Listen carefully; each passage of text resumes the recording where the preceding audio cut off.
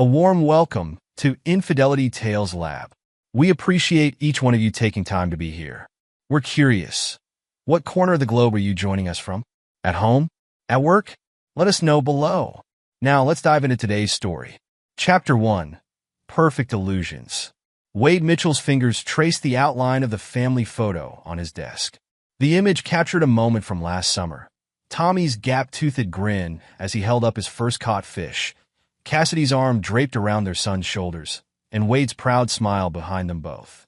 The frame felt heavier in his hands today.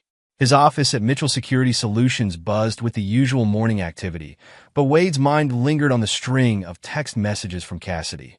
Working late again. Don't wait up. 3 times this week. The same message, different days. The intercom buzzed. Mr. Mitchell, your 10 a.m. is here. Send them in, Rachel. Wade placed the photo back on his desk, adjusting it to its usual precise angle. The client meeting dragged on. Another wealthy businessman seeking private security for his family. Wade nodded at appropriate intervals, his training allowing him to maintain appearances while his thoughts drifted to Tommy's parent-teacher conference yesterday. Cassidy's empty chair beside him had drawn curious glances from other parents. Dad! Tommy's voice cut through his memories as the 8-year-old burst into his office, backpack bouncing. Wade's security team had picked him up from school, right on schedule. Hey, buddy. Wade stood, gathering his son in a tight hug. Tommy's dark curls tickled his chin, still damp from afternoon soccer practice. How was school? We're learning about DNA in science class, Tommy announced, pulling out a crumpled worksheet. Did you know that's why some people look like their parents? But Miss Thompson said families aren't just about DNA. Wade's throat tightened. Your teacher's right about that. I told everyone about how you chose me, Tommy continued, spreading his homework across Wade's desk. Can you help me with these questions? Of course. Wade cleared space among the contract papers, watching Tommy's careful printing. His son's adoption certificate hung framed on the wall behind them. One of Wade's proudest moments, right next to his military commendations. His phone vibrated. A text from Marcus. Need to talk. Financial irregularities getting worse. Wade typed back. Tomorrow. Family night tonight. Except when they got home, the house was dark. A note on the kitchen counter in Cassidy's flowing script. Emergency with the Henderson charity event. Took dinner with the committee. Leftovers in the fridge. Tommy's face fell. Mom promised to help me practice my presentation. I'll help you, bud. Wade pulled out containers of yesterday's pasta. Let's eat first, then we'll make it the best presentation ever. Later, after Tommy was asleep, Wade sat in his home office reviewing security footage from their house. A habit born of professional paranoia that had recently taken on new meaning. The cameras caught Cassidy returning at 11:42 p.m., her heels in her hand as she crept upstairs. Her dress wasn't one he recognized. His laptop pinged with an email from Marcus. Wade, found something you need to see. Offshore accounts, large transfers, all traced to Cassidy's personal accounts. This isn't normal charitable foundation activity. Marcus, Wade opened the attached financial records, his military training kicking in as he analyzed patterns. The numbers told a story of calculated deception. 5 years of marriage, and he'd never questioned Cassidy's dedication to her charity work. Now every late night and missed family dinner took on new significance. His phone lit up with another text from Cassidy. The Henderson event needs extra planning. Breakfast meeting tomorrow. Wade typed back. Tommy's been asking for you. 3 dots appeared, disappeared, reappeared. Finally, give him a kiss for me. Don't wait up. In Tommy's room, Wade watched his son's peaceful sleep. The boy had overcome so much, the trauma of his early years in the system, the adjustment to a new family. Wade had promised himself he'd always protect Tommy, give him the stability he deserved. The next morning, Wade dropped Tommy at school, noting a black sedan he didn't recognize in the parking lot. The driver's face was hidden behind tinted windows, but Wade's instincts registered the deliberate way the car was positioned. Perfect vantage point of the school entrance. He memorized the license plate, sending it to his security team for checking. Another piece in a puzzle he wasn't sure he wanted to solve. At the office, Rachel handed him an invitation to an upcoming charity gala. Mrs. Mitchell dropped this off personally this morning. said to make sure you mark your calendar. The cardstock was heavy, embossed with gold lettering. Wade's security firm was listed as providing protection for the event. Below the formal text, Cassidy had written, "Important clients attending. Need you there." Wade's phone buzzed again. Marcus requesting an urgent meeting. The pieces were moving faster now, the perfect illusion of his life developing cracks he couldn't ignore. He found himself staring at the family photo again. Tommy's smile so trusting, Cassidy's arm around their son, a pose that now seemed rehearsed. And Wade behind them both, believing he could protect them from anything. He didn't know then that the real threat was already inside their perfect facade, dismantling it piece by piece. Chapter 2. The Unraveling. Marcus Reynolds' office resembled a command center more than a typical workspace. Multiple monitors displayed scrolling data, each screen telling a different part of the story Wade wasn't sure he was ready to hear. "Look at this." Marcus pointed to a complex web of financial transactions. Started small, consulting fees, event planning payments. But the amounts kept growing. Last month alone, 500,000 moved through these accounts. Wade leaned closer, recognizing account numbers he'd seen on their joint tax returns. "Where's it all going?" "That's where it gets interesting." Marcus pulled up another screen. Multiple private investigation firms. The biggest payments go to Morrison Investigations. The name hit Wade like a physical blow. Blake Morrison, the PI known for operating in the shadows of legality. Wade had crossed paths with him during military contracted operations, always on opposite sides of what was right. "There's more." Marcus hesitated. "They're accessing sealed records. Adoption files, military documents. Your military documents?" Wade's mind raced back to the black sedan at Tommy's school. "Show me everything." As Marcus laid out the evidence, Wade's training kicked in. Each piece of information became a tactical point, forming a map of betrayal. Cassidy wasn't just having an affair. She was orchestrating something bigger. The office door opened, interrupting their analysis. "Mr. Mitchell?" Rachel stood in the doorway. "Tommy's school is calling." Wade grabbed his phone. The principal's voice was tense. "Mr. Mitchell, there was an incident. Tommy's quite upset. He says someone was watching him at recess." "I'm on my way." Wade was already moving, Marcus following with a laptop under his arm. They found Tommy in the principal's office, his small frame curled into a chair. The boy launched himself at Wade. "Dad, there were bad people. They had cameras." Wade held his son close, meeting the principal's concerned gaze over Tommy's head. "What exactly happened?" "A man was seen photographing the playground," the principal explained. "Security escorted him off campus, but Tommy was quite disturbed." "Did you get a description?" "Our cameras caught him." The principal turned her computer monitor. Wade recognized the face immediately. One of Blake Morrison's known associates. That night, after installing additional security cameras around their home, Wade watched Tommy push pasta around his plate. Cassidy's chair sat empty again. "Dad!" Tommy's voice was small. "Is Mom mad at us?" Wade's heart clenched. "No, buddy. Why would you think that? She's never home anymore. And yesterday, I heard her talking to someone on the phone about sending me back." The fork in Wade's hand bent slightly. "What exactly did you hear?"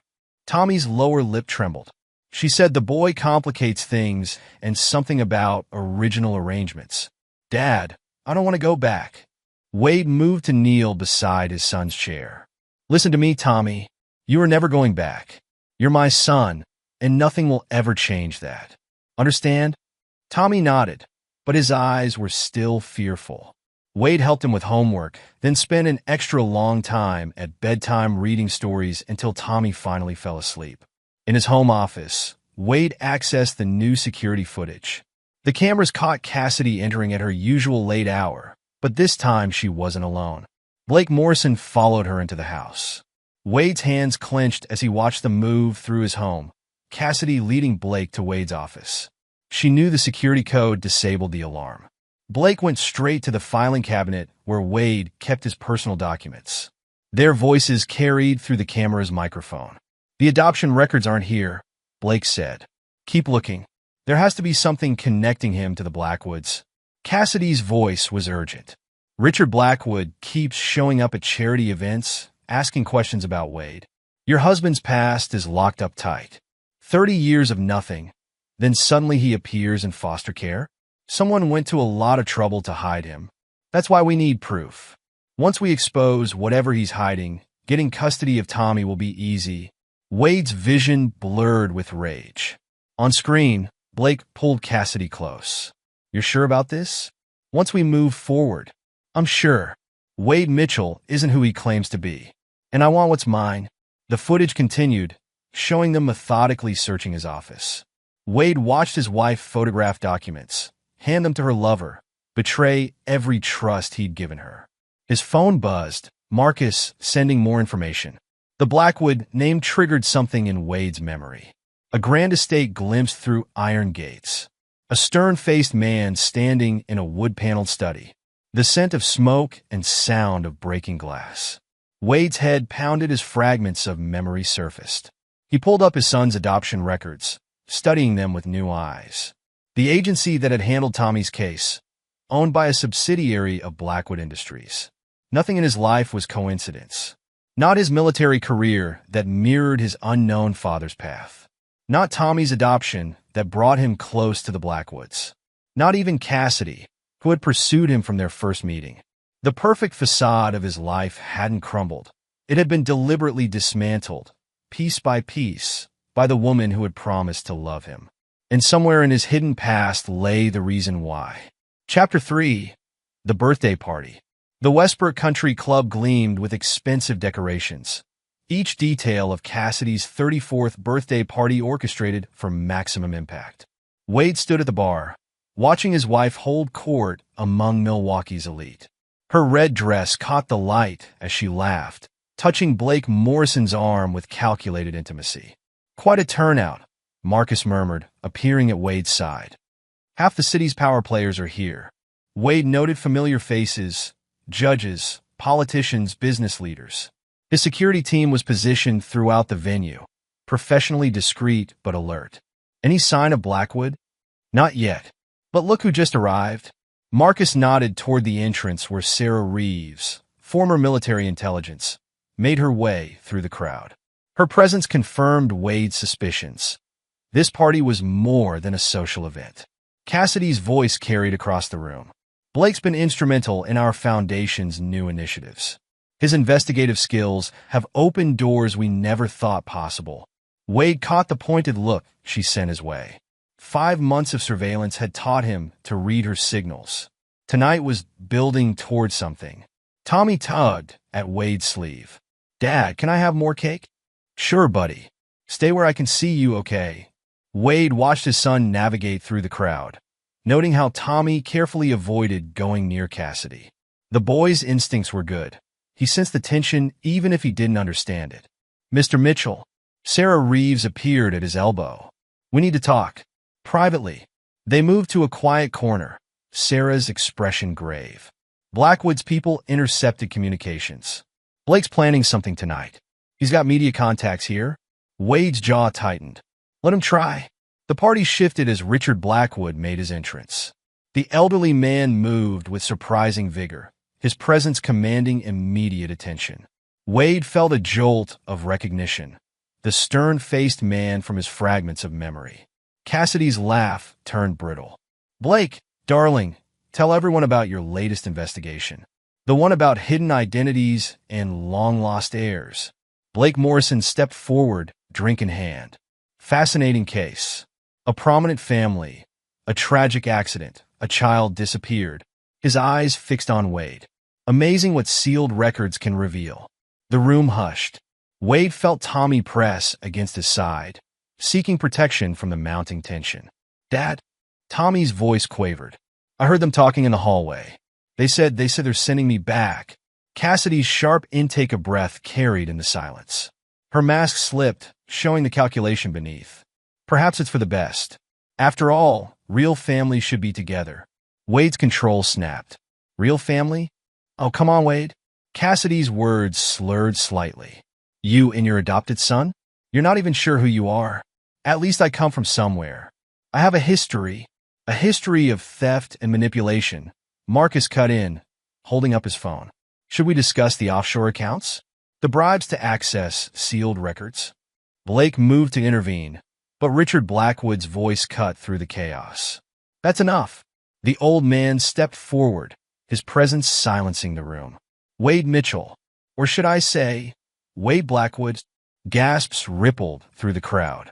Wade's head spun as more memories surfaced. The grand estate, now recognized as Blackwood Manor. The accident that claimed his parents, smoke filling his lungs as someone carried him to safety.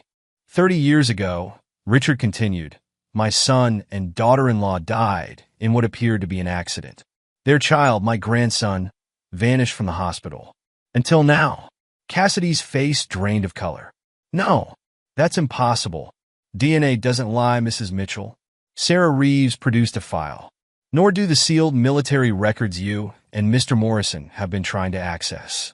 Records that prove Wade's identity and document the real cause of his parents' death. Blake Morrison backed toward the exit, but Wade's security team blocked his path. The PI's confident facade crumbled. Cassidy, you said this would be simple. Discredit him. Get the divorce settlement, split everything. Shut up. Cassidy's composure shattered completely. You promised me wealth, power. The Blackwood connection was supposed to be my leverage. Your leverage? Richard's voice was ice. You married my grandson, adopted a child significant to our family. All to what end? Money? Position? Tommy's grip on Wade's hand tightened. Wade knelt beside his son. It's okay, buddy. Nobody's sending you anywhere. The boy stays with his father, Richard declared. As for you, Mrs. Mitchell, I believe the FBI will be interested in your financial activities and Mr. Morrison's other operations. The party dissolved into chaos as federal agents emerged from the crowd. Wade watched his wife's desperate protests as she was led away, her perfect facade finally destroyed completely. Richard Blackwood turned to Wade. We have much to discuss, grandson, about your parents, your heritage, and young Tommy's connection to it all. Wade lifted his son into his arms, feeling Tommy's trust in his embrace. The life he'd built might have been based on hidden truths, but his love for Tommy was the most real thing he'd ever known. The Westbrook Country Club emptied, leaving scattered glasses and wilting flowers. Cassidy's birthday cake sat abandoned, the carefully piped roses melting in the warmth. Like everything else about their marriage, it had been beautiful on the surface, hiding darkness underneath. Wade Mitchell, now Wade Blackwood, held his son close, facing his grandfather across the debris of Cassidy's ruined party. The facade had crumbled, but something stronger would rise from its ruins. Something built on truth, not illusions. The real story was just beginning. Chapter 4, New Alliances. The iron gates of Blackwood Estate opened silently as Wade's car approached. Tommy pressed his face against the window, taking in the sprawling grounds and the mansion beyond. In the rearview mirror, Wade watched the security team following in discreet formation, a necessary precaution in their new reality. It's like a castle, Tommy whispered, clutching his backpack filled with carefully chosen possessions from their old home. Richard Blackwood waited at the entrance, his commanding presence softened by the gentle smile he offered Tommy. Welcome home, both of you. Inside, their footsteps echoed through the grand foyer. Tommy's eyes widened at the family portraits lining the walls, generations of Blackwoods watching their return. Wade paused before a painting of a young couple, his parents he now knew.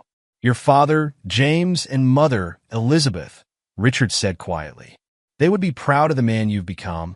In Richard's study, surrounded by military memorabilia and family photographs, the full story emerged. Richard poured himself a scotch, his hands steady despite the weight of 3 decades of secrets. The accident was staged, he explained, pulling out a weathered file. Your parents had discovered corruption within several major military contractors. They were going to expose everything, but someone got to them first. Wade finished, the pieces clicking into place. The car's brake lines were cut. By the time I reached the hospital, there were already people looking for you. I had minutes to make a decision. Richard's voice roughened. Hiding you in the foster system was the only way to keep you safe. A knock interrupted them. Sarah Reeves entered, her military bearing evident in her precise movements. Mr. Blackwood, We have a situation. Cassidy's lawyers have filed for emergency custody of Tommy. Wade's fist clenched. On what grounds? They're claiming the Blackwood family's dangerous business dealings make you an unfit parent. Sarah's expression hardened. Blake Morrison is behind it. He's presenting himself as of stabilizing influence in Tommy's life. That bastard won't get anywhere near my son. No, he won't, Richard agreed. Sarah, tell him about Morrison's history. Sarah laid out a series of files. Blake Morrison has a pattern. He targets wealthy families, particularly during divorces. He fabricates evidence, manipulates situations, then disappears with substantial settlements. Wade's phone buzzed. Marcus sending updates. Found something worse. Morrison's got connections to the same people who killed your parents. This custody battle isn't about Tommy. They're using him to get to the Blackwoods. Tommy's voice drifted in from the hallway, where he was exploring with the housekeeper. His innocent laughter contrasted sharply with the dark revelations in the study. We need to end this, Wade said. Not just protect Tommy, but finish what my parents started. You'll have resources, Richard replied. The Blackwood name still carries weight. But there's something else you need to know. He pressed a button, revealing a hidden panel in the wall. Our family's true purpose goes beyond military contracting. The panel slid open to reveal a state-of-the-art command center. Screens displayed global operations, secure communications, and surveillance feeds. Sarah stepped forward, typing commands that brought up classified files. The Blackwood organization has existed for centuries, she explained. We protect more than just wealthy clients. There are secrets that could destabilize nations, technologies that aren't ready for public knowledge. And now you're part of it, Richard added. If you choose to be. Wade studied the monitors, recognizing patterns from his military days. This is what my parents were protecting, and what got them killed, Sarah confirmed. The question is, are you ready to continue their work? Before Wade could answer, his phone lit up with an alert from the security team. Cassidy had been spotted near Tommy's new school, taking photographs. With her was a man Wade recognized from intelligence briefings, another of Blake's associates with ties to enemy organizations. They're not wasting any time, Sarah observed. Neither will we. Wade straightened, years of military training evident in his stance. Marcus has been tracking their financial movements. We can use that. Richard nodded approvingly. Sarah will help you understand our resources. But remember, everything we do must protect Tommy first. He's not just your son now, he's a Blackwood heir. The weight of his family legacy settled on Wade's shoulders. Through the window, he watched Tommy exploring the gardens, unaware of the forces gathering around them. His son's safety had always been his priority. Now that mission aligned with a generations-old purpose. Tell me everything, Wade said. About the organization, about my parents' work, about what we're really fighting. Sarah pulled up more files while Richard poured fresh drinks. The study became a war room as they planned their defense against enemies both old and new. Wade absorbed each detail, his tactical mind adapting military strategy to this personal battle. Outside, Tommy's laughter echoed across the grounds. Wade silently renewed his promise to protect his son, now strengthened by the power of his true heritage. The game had changed, but the stakes remained the same: family, truth, and justice. The first moves were already in play. Chapter 5, Counter-Strike. Marcus's fingers flew across keyboards in his enhanced security hub, multiple screens displaying the digital breadcrumbs of Blake Morrison's operation. Wade and Sarah watched as financial transactions, email chains, and surveillance footage build a complex picture of betrayal. Look at this pattern. Marcus highlighted a series of transfers. Blake's moving money through the same channels used by the organization that targeted your parents. He's working for them, Wade. Has been for years. Sarah leaned closer to examine the data. The custody battle is a smokescreen. They're using Cassidy to get close to the Blackwoods again. Then let's give them what they want, Wade said. On our terms. The plan took shape over the next hours. Marcus crafted digital trails leading to a supposed secret Blackwood facility. Sarah's intelligence contacts helped plant convincing details that would draw Blake's attention. Make it too tempting to resist, Wade instructed. Something that would give him leverage in court and satisfy his real employers. While they worked, Richard entered with fresh intelligence. Tommy's therapy session revealed something concerning. He's starting to remember his life before the adoption. Wade's attention snapped to his grandfather. What exactly does he remember? Fragments. Being moved between locations. Men in suits discussing prices. Richard's expression darkened. The therapist believes he was part of a trafficking operation. The room fell silent as implications settled. Sarah pulled up more files, her face grim. Blake Morrison worked as a fixer for several trafficking rings before reinventing himself as a private investigator. The timing matches Tommy's early history. The adoption wasn't random, Wade realized. Tommy was placed with us deliberately. But why? Marcus's computer pinged with new information. Found something. Blake's emails to Cassidy mention the boy's value and original arrangements. They're not just after custody. They want Tommy for something specific. Wade's protective instincts surged. How deep does this go? All the way to your parents' murder, Sarah said. The organization they were investigating, they weren't just corrupt military contractors. They were using legitimate businesses to hide human trafficking operations. The pieces aligned with terrible clarity. Wade's parents had discovered the truth. Their attempt to expose it had cost them their lives. Now the same organization was trying to reclaim Tommy through Blake and Cassidy. They won't touch him, Wade vowed. Set the trap. Let's finish this. The operation unfolded with precision. Marcus seeded information about the fake Blackwood facility through channels Blake monitored. Sarah's team created convincing documentation about secret operations and hidden assets. Cassidy's taking the bait, Marcus reported, tracking her financial activities. She's liquidating everything, transferring it all to accounts Blake controls. Wade watched the surveillance feed from Tommy's new school, where Cassidy made daily attempts to approach him. Each time, Blackwood security intercepted her, maintaining a protective barrier around the boy. She's getting desperate, Sarah observed. Blake's promises of wealth and power are slipping away. She'll push him to move faster. The trap needed one final touch. Wade recorded a series of seemingly private conversations in the Blackwood study, letting carefully crafted information slip about facility locations and operations. Make sure Blake's surveillance picks it up, he instructed the security team. Days passed as they waited for Blake to make his move. Tommy continued his therapy, each session revealing more about his hidden past. Wade sat with his son during the difficult moments, holding him through nightmares about men in suits and strange rooms. You're safe now, Wade promised repeatedly. No one will take you away. The breakthrough came at midnight. Marcus's systems detected Blake accessing the planted information. He's downloading everything, making copies, sending them to journalists. Right on schedule, Sarah smiled grimly. His greed makes him predictable. Wade watched the surveillance feeds as Blake and Cassidy celebrated in their hotel room, believing they had finally found the leverage they needed. Their triumph would be short-lived. All the pieces are in place, Richard confirmed. The evidence of Blake's criminal past is ready. Sarah's team is proof of how he forges documents. The same techniques he's using now. What about Cassidy? Wade asked, watching his wife laugh with her lover on the screen. She made her choice, Marcus said quietly. The money she transferred to Blake? It's gone. He's already moving it offshore.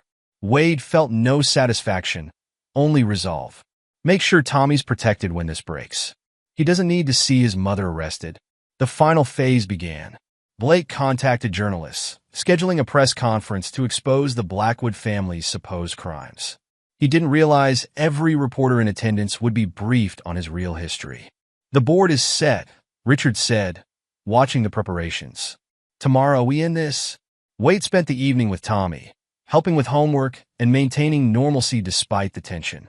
His son's resilience amazed him. Despite everything, Tommy still found joy in simple moments. Dad? Tommy asked as Wade tucked him in. Are the bad people going away? Wade smoothed his son's hair. Yes, buddy. They'll never bother us again. In the command center, final reports arrived. Blake's press conference was scheduled for morning. Sarah's evidence was ready.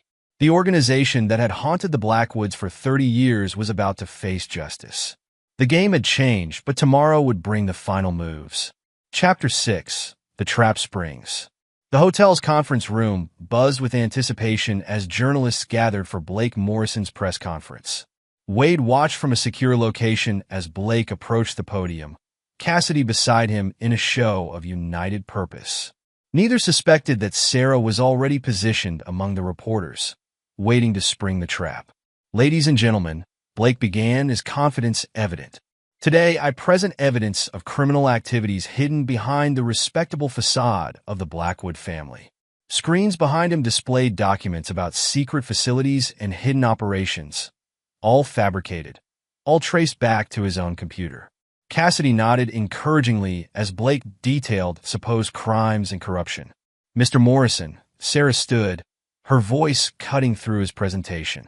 Could you explain how these documents were created? Blake faltered slightly. I have sources like these? Sarah motioned, and hotel staff distributed packets to reporters. Technical analysis, proving these documents were forged using software registered to Morrison Investigations. The room erupted in questions. Blake tried to maintain control, but Sarah was relentless. Or perhaps we should discuss your history with human trafficking rings. Your role as a fixer for criminal organizations? Cassidy's face drained of color as Sarah presented evidence of Blake's past crimes. Photographs showed him with known traffickers. Financial records revealed payments for concealing criminal activities. This is absurd, Blake sputtered. These are obviously Blackwood fabrications, like the evidence you fabricated in the Jensen divorce, the Williams custody battle, the Patterson inheritance dispute. Sarah's team distributed more files.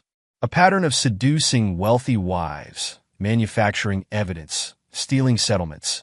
Reporters turned on Blake, cameras flashing as he began to sweat. Cassidy stepped away from him, finally seeing the man she'd trusted for what he was. Mrs. Mitchell, a reporter called. Did you know about Mr. Morrison's criminal activities when you transferred your assets to his accounts? The question hit like a physical blow. Cassidy looked at her phone, trying to access banking apps. Blake, what did you do with my money?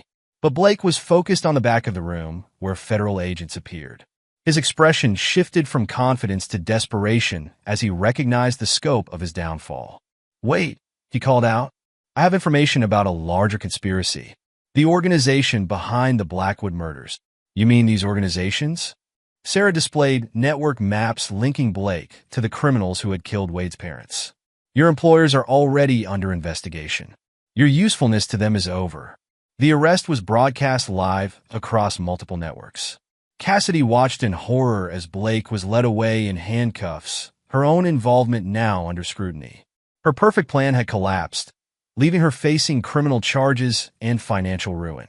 In the Blackwood Command Center, Wade watched the operation's success with Richard and Marcus. But the trap had served a larger purpose. Blake's arrest was drawing out old enemies who thought their secrets were buried with Wade's parents. Look at these reactions. Marcus pointed to surveillance feeds showing panic among Blake's former associates. They're exposing themselves, trying to contain the damage. Richard nodded in satisfaction. The organization that killed your parents is finally vulnerable. Their own people are turning on each other. Wade's phone buzzed with a message from Tommy's school. His son had watched the news coverage despite precautions. The boy's text was simple. Is it over, Dad? Not quite, Wade replied. But you're safe. That's what matters. The aftermath brought a flood of revelations. Journalists dug deeper into Blake's criminal history, uncovering decades of corruption. Cassidy faced questions about her role in accessing sealed records and facilitating Blake's schemes. But the real victory was hidden from public view. The organization that had haunted the Blackwood family was unraveling. Their attempts to use Blake and Cassidy had backfired, exposing vulnerabilities in their carefully constructed facade. In Richard's study, Wade examined reports of their enemies' desperate attempts to maintain control. They're scrambling to hide evidence, making mistakes. Evidence your parents died trying to expose, Richard reminded him. The truth they protected you to preserve. The press conference had been broadcast worldwide, reaching hidden corners where old enemies watched their power crumble. 3 decades of buried secrets were rising to the surface, and the Blackwood name would be instrumental in bringing final justice. Wade's phone buzzed again, Tommy asking to come home from school. Despite the victory unfolding around them, Wade's priority remained unchanged. He was a father first, protector of his son's future. The game had changed, but the most important pieces were safe. Tomorrow would bring new challenges, but the trap had sprung perfectly, and their enemies were finally exposed to the light. The real battle for justice was just beginning. Chapter 7. The Final Pieces. The courthouse corridor buzzed with tension as Tommy gripped Wade's hand. At 8 years old, the boy carried himself with remarkable composure, knowing his testimony would help other children trapped in the trafficking network. "You don't have to do this," Wade said softly. "The prosecutors have enough evidence without." "I want to," Tommy interrupted, his jaw set in determination. "You always say we should help people if we can." Sarah Reeves approached, her expression gentle as she knelt before Tommy. "Remember what we practiced. Just tell the truth, exactly as you remember it. The judge and jury will listen." Inside the courtroom, Tommy's clear voice carried to each corner as he described the fragments of memories that therapy had uncovered. The facilities where children were held. The men in expensive suits discussing prices. The day Blackwood operatives had rescued him, leading to his adoption by Wade. Blake Morrison sat at the defense table, his confident facade cracking as Tommy's testimony connected him directly to the trafficking operation. Each detail matched evidence Sarah and Marcus had uncovered, building an ironclad case.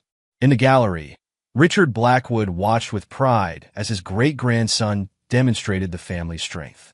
Tommy's courage would help dismantle the very organization that had targeted the Blackwoods for decades. After the testimony, Wade took Tommy for ice cream, their tradition after difficult therapy sessions.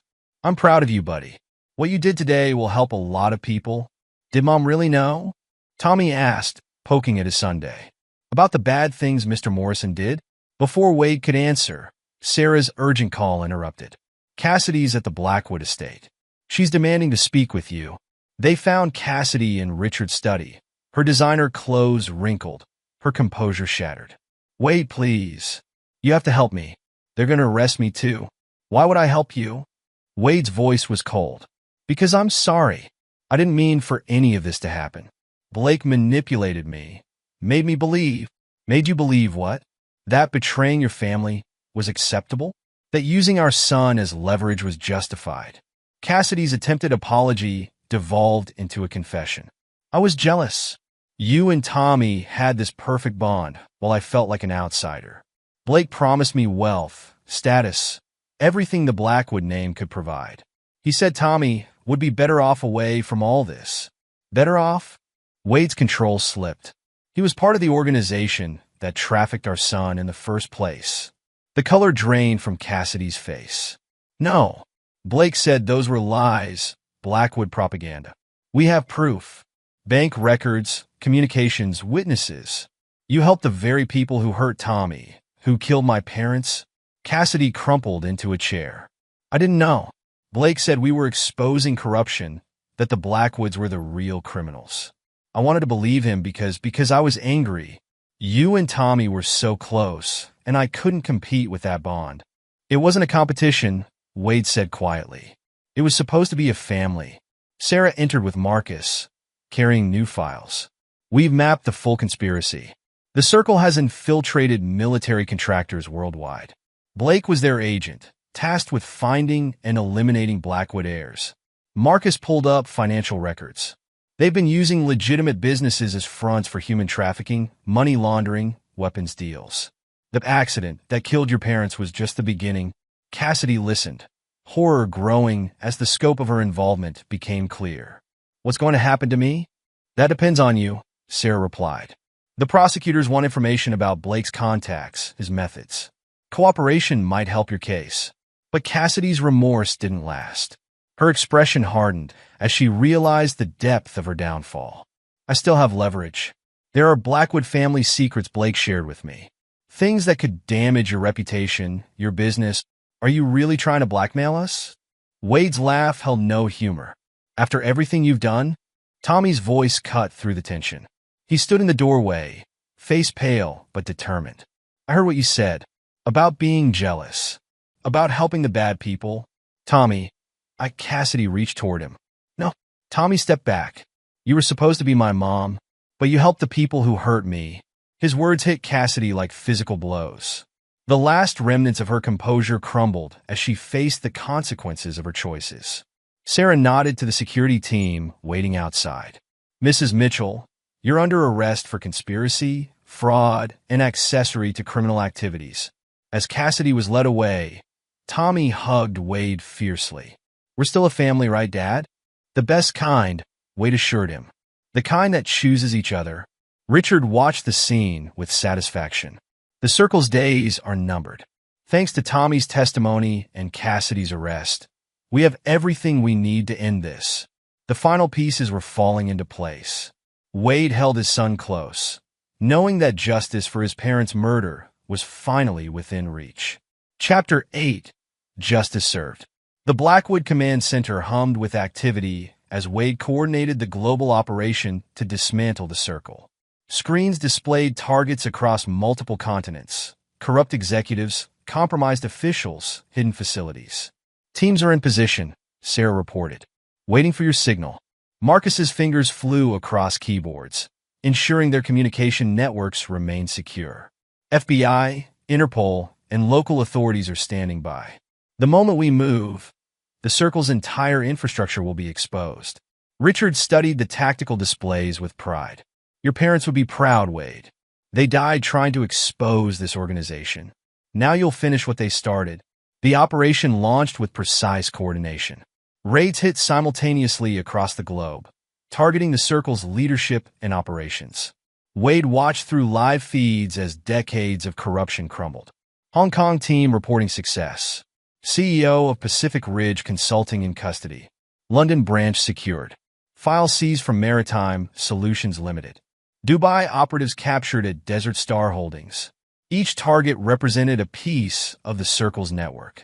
Companies that appeared legitimate on the surface, hiding dark operations beneath. The same pattern that had killed Wade's parents now led to their exposed. Sir, a technician called out. Blake Morrison is requesting a deal. Says he has information about the Circle's leadership. Wade approached the secure communication line. Too late, Blake. Your organization is finished. You don't understand. Blake's voice held desperation. There are things you don't know about your family, about Tommy's adoption. We know everything. About the trafficking ring, about my parents' murder, about how you used Cassidy to get close to us. It's over. The screen showed Blake in his prison cell, his confidence finally broken. What about leniency? I can still be useful. The only thing you're useful for is serving multiple life sentences, Sarah cut in. The evidence is overwhelming. Your testimony won't change anything. As they spoke, more reports flooded in. The Circle's leaders arrested in boardrooms and private clubs. Hidden accounts frozen, assets seized, operations exposed to public view. Dad! Tommy rushed in, followed by a security detail. Is it true? Did we get all the bad guys? Wade lifted his son onto his lap, letting him see the screens showing justice being served. We did, buddy. They can't hurt anyone else now. The day's victories continued mounting. Cassidy's desperate attempt at blackmail backfired as Wade released evidence of her willing participation in Blake's schemes. Her threats to expose Blackwood's secrets fell flat against proof of her own crimes. Mrs. Mitchell's lawyers are requesting a plea deal, Marcus reported. She's facing significant prison time. Let her face the full consequences, Richard decided. She chose to help our enemies. Let her punishment serve as a warning to others. The operation's success drew international attention. Media outlets worldwide covered the Circle's downfall, exposing decades of corruption and criminal activities. The Blackwood name, rather than being damaged, emerged stronger, champions of justice against a powerful enemy. In his cell, Blake watched his empire crumble on the news. His attempts to bargain for leniency met with silence. The organization he served had abandoned him. His usefulness ended with his exposure. As night fell, Wade found Tommy in the estate's library, building with his favorite construction toys. How are you feeling, buddy? Better, Tommy said thoughtfully. The bad people can't hurt other kids now, right? Right? And you helped make that happen. Your bravery in court made a real difference. Tommy added another piece to his creation. I wish Mom hadn't helped them. Me too. Wade sat beside his son. But sometimes people make bad choices when they're angry or scared. She said she was jealous of us. Tommy remembered. But that's silly. She could have been part of our family if she wanted to. Wade pulled his son close, marveling at his wisdom. You're right. Real family is about choices. Choosing to love, to protect, to stand together. In the command center, Sarah and Marcus continued monitoring the operation's aftermath. The Circle's collapse exposed more corruption each hour, but the Blackwood organization stood ready to help authorities process each revelation. Justice had been served, not just for Wade's parents, but for all the Circle's victims. The cost had been high, a marriage destroyed, trust betrayed, but the victory was worth the price. Chapter 9, New Beginnings. 1 year later, the new Mitchell Blackwood home rang with Tommy's laughter as he chased his remote control car through the halls. The house, close enough to the estate for family connection, but separate enough for independence, represented everything Wade had fought to achieve. Watch the turns, buddy, Wade called as Tommy navigated his toy around corners. Remember what happened to the last one? Sarah arrived for her weekly visit, carrying files and Tommy's favorite cookies. She had become more than an ally. She was family now, helping Tommy understand his strength and resilience. Uncle Marcus says my coding is getting better, Tommy announced proudly. I helped him test a new security program yesterday. Did you now? Sarah ruffled his hair. Following in your dad's footsteps, protecting people? The doorbell rang, Richard making his daily visit. The elderly man had mellowed over the past year, his stern business facade softening in a doting great-grandfather. I have something for you, Wade, Richard said, producing an envelope. From your mother. She left it with instructions to give it to you when the time was right. Wade recognized his mother's handwriting on the sealed envelope. With slightly shaking hands, he opened it. My dearest Wade, if you're reading this, then the truth about our family has finally come to light. Your father and I discovered corruption that went deeper than we imagined. We knew the risks, but we couldn't stay silent. I'm sorry we couldn't protect you from the Circle's reach, but your grandfather's plan to hide you was the only way to keep you safe. What you might not know is that we also put other plans in motion. Tommy's adoption wasn't random. We knew the Circle was using adoption agencies as covers for their trafficking operation. I arranged for Blackwood operatives to monitor these agencies, to rescue children when possible. I left instructions that if you ever adopted, it should be one of these rescued children. I knew you would give that child the same love and protection we wanted for you. The same strength that runs in Blackwood blood. Not from genetics, but from the choices we make to protect others. Your father and I are so proud of the man you've become, of the father you are to Tommy. The Blackwood legacy isn't about power or wealth. It's about using our strength to shield those who need protection. Take care of your son, my darling boy, and know that real family is built on love, not obligation. All my love, Ma. Wade looked up to find Tommy watching him curiously. Dad, are you okay? Come here, buddy. Wade pulled his son close. That was a letter from your grandmother, my mom. She helped make sure we would find each other. Tommy considered this. So she knew we would be family? She knew we would choose each other, Wade corrected gently. Just like we do every day. Sarah and Richard shared knowing looks as father and son embraced. The Blackwood legacy had evolved, becoming something stronger than mere wealth or power. In their cells, Cassidy and Blake served their sentences. Their appeals rejected as evidence of their crimes continued mounting. Their attempt to destroy Wade's family had instead made it unbreakable.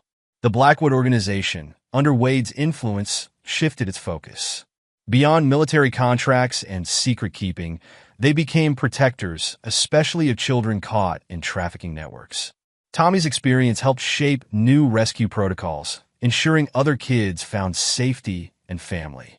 Wade's mother had been right. The true Blackwood legacy wasn't about bloodlines or power. It was about choices, choosing to protect, to love, to stand against darkness. In their home, surrounded by the family they had built, Wade and Tommy proved that truth daily. Their bond, forged through adversity and strengthened by choice, represented everything family should be. The story had come full circle, from a facade of perfect family to the real thing, built on understanding and unconditional love. The Mitchell Blackwood name now stood for hope, proving that the strongest families aren't born. They're chosen, protected, and cherished. Tommy's remote control car zoomed past again, followed by his happy shouts.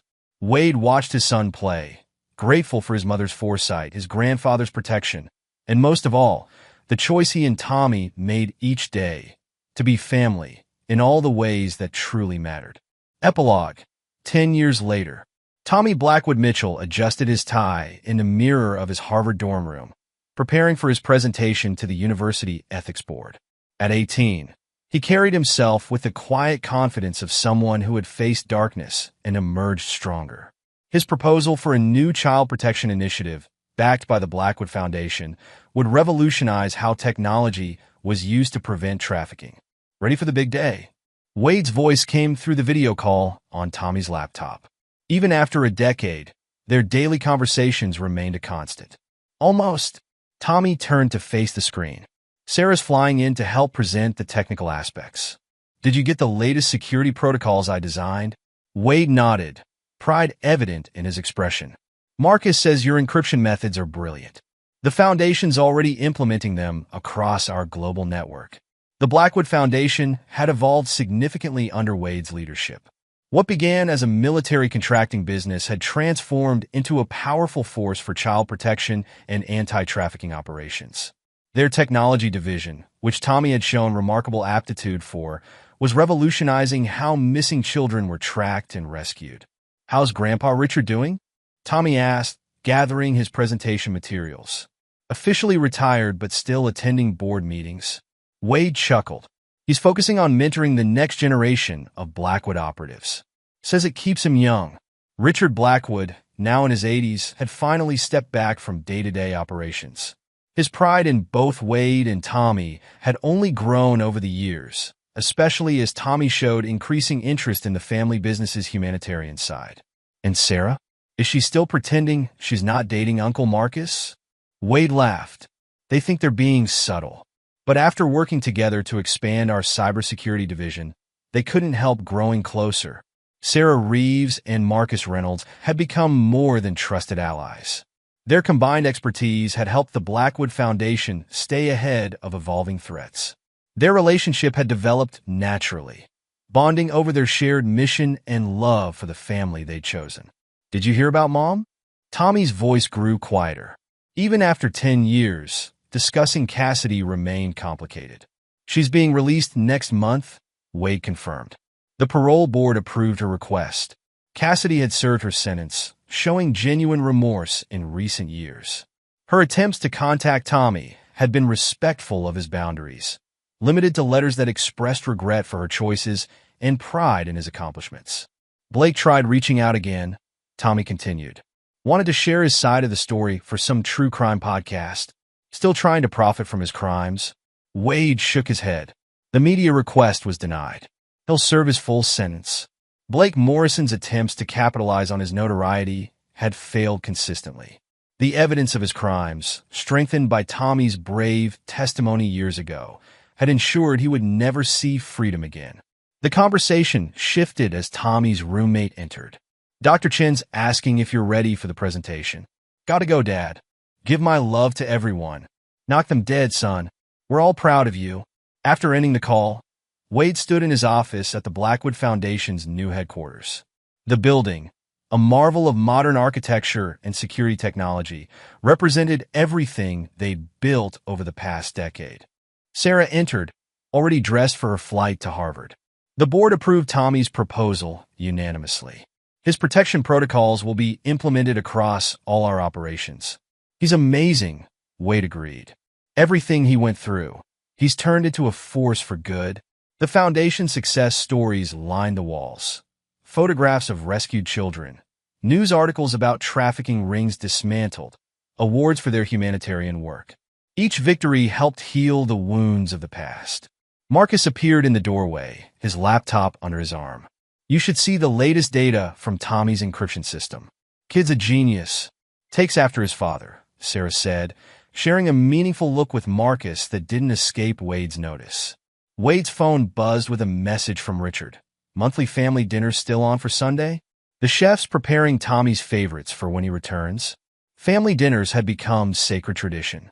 The Blackwood estate, once a symbol of hidden secrets, now rang with laughter and conversation as their chosen family gathered regularly.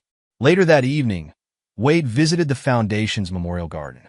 The peaceful space honored victims of trafficking, including a special section dedicated to his parents.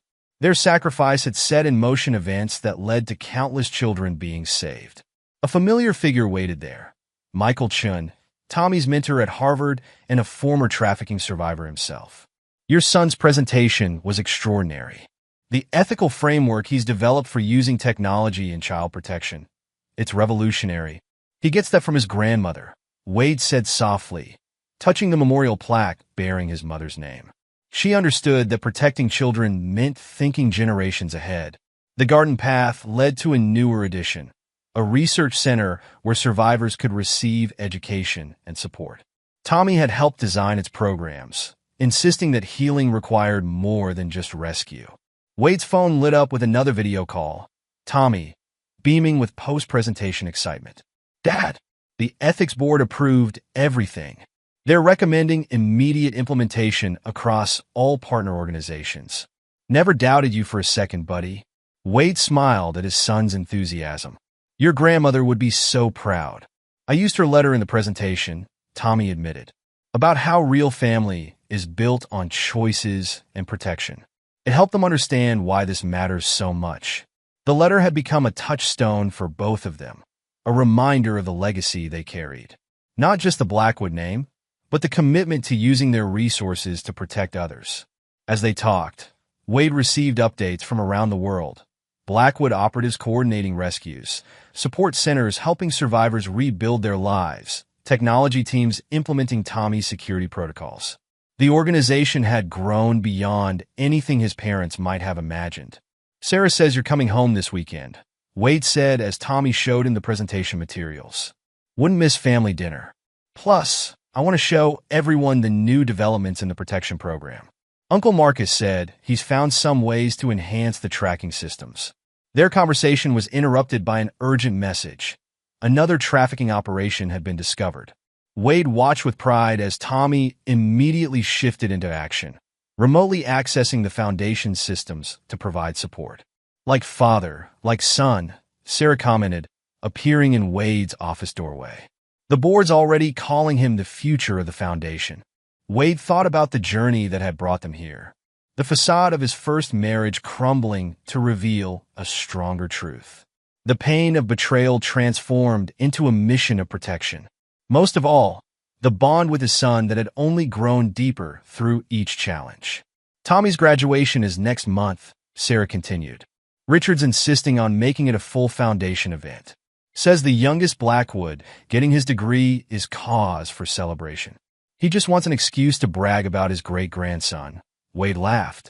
Did you know Tommy's already developing advanced protection protocols for his graduate work? Sarah smiled knowingly.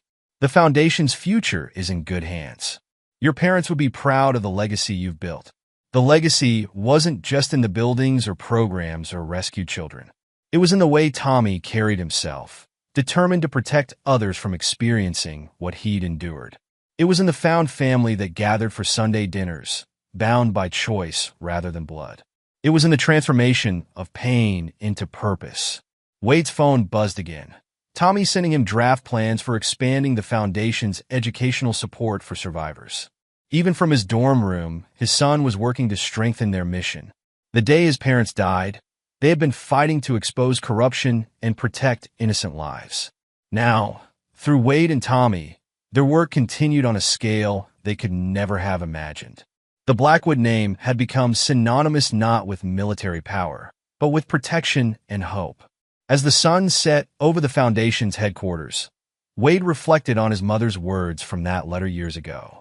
Real family was built on choices, daily decisions to protect, to love, to stand against darkness. He and Tommy made that choice every day, strengthening their bond while helping others find their own paths to healing. The facade had crumbled long ago, but what rose in its place was stronger than any illusion. A father and son, chosen family surrounding them, dedicated to ensuring other children would find the safety and love they deserved. In his Harvard dorm room, Tommy put the finishing touches on his next proposal, a global network of support centers for trafficking survivors. On his desk sat a framed photo of him and Wade at the foundation's first center opening, their smiles reflecting the satisfaction of purpose fulfilled. The Blackwood Mitchell legacy continued, built on love, strengthened by choice, dedicated to protection. Just as Wade's mother had hoped, just as Tommy proved every day, real family was about the choices you made and the lives you touched along the way. The story that began with a crumbling facade had transformed into something far more powerful, a legacy of protection, a bond between father and son, and a mission that would impact generations to come. The past decade had shown that from life's darkest moments, the strongest families could emerge, chosen and cherished, dedicated to bringing light to others' darkness. Tomorrow would bring new challenges, new children to protect, new ways to strengthen their mission. But the foundation of family, built on choice, strengthened by love, dedicated to protection, would remain unshakable. Just as Wade and Tommy had proven, just as they continued to show the world, real family was worth fighting for, worth protecting, worth choosing every single day. And there you have it. Another story comes to an end. What did you think?